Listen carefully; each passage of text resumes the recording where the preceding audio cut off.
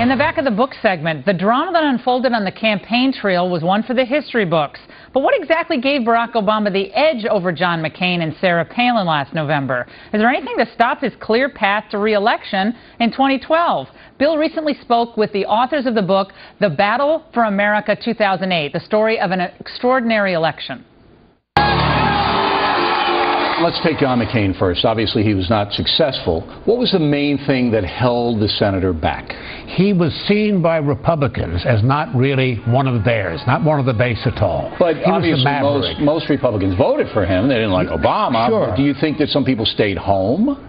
Well, whether they stayed home or not, there wasn't the passion for McCain to start with. All right. Mr. Balz, was there another drawback to... Well, I mean, I think the biggest single problem he had was the unpopularity of President Bush. I mean, it is almost impossible to run and win the presidency if the sitting incumbent of your own party is at approval rating below 30%, which is what President Bush was. So even if he had run a stellar campaign, and I do not believe John McCain did, he probably would have lost. Very difficult to have won under those conditions. All right.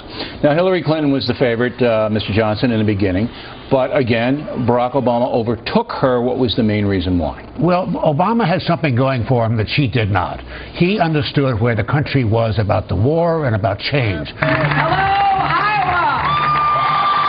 and she never really caught up on that. I think there was a personal factor as well. I mean, there was a question about did people trust Hillary Clinton. She never answered that question. But how do you make somebody, a voter, trust you when you have a resume like Hillary Clinton had? I think, you know, every candidate has a problem. I mean, the story of this election, in a way, is three candidates with their specific attributes, but each with a potentially fatal political disease, if you will. Only Barack Obama overcame his disease. What was Barack Obama's disease? Well, it was twofold, I think. The first was the question of inexperience and strength. The second was biography.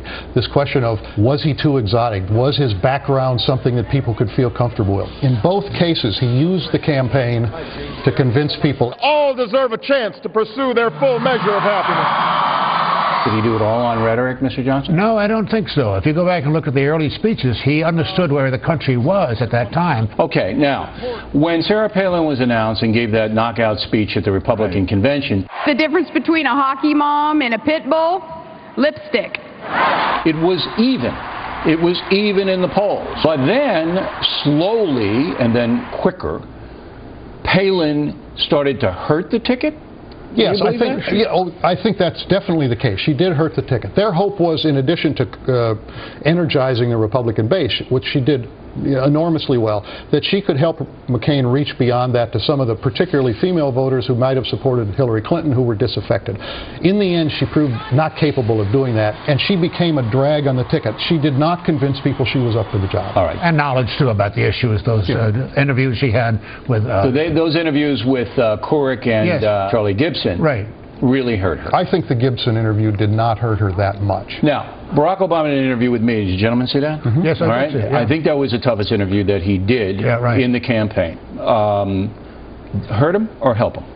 Actually, I don't think it hurt him. I think it probably helped him because he stood up to you, and you were hitting him very hard. Why are you against nuclear energy? France and Sweden do it. I am not against nuclear energy. Well, let's get the plants up. Well, okay, why not? I don't think it hurt him either. I think, you know, he sort of checked the box, did his situation with you, and away he went. Okay. Why then was he not subjected to more tough interviews? Well, it's interesting because I think he was a fresh face. There was hunger in the country, too, don't forget. So you think the press gave him Oh, I think he had the best, most positive press in my lifetime. Ice cream for all the press.